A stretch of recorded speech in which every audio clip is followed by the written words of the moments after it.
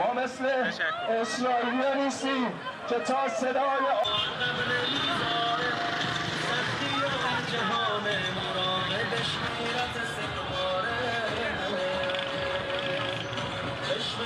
ما میمیریم، ذلت نمیپذیریم و اینجا وای میسیم اصلا از بمباران و موشک هیچی نمیترسیم. ما خاک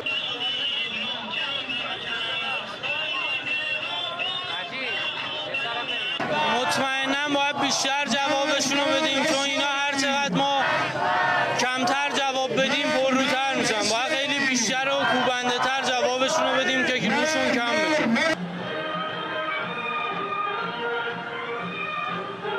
ما از تعدادش راضی نبودیم، کم بودیم. ما دوست داشتیم خیلی بیشتر بزنیم. ما همه آمریکایی‌هایی که تو خاورمیانه‌ن همه نظامی‌هاشون رو باید تو تابوت برگردونیم و به نظر من خیلی کم بود.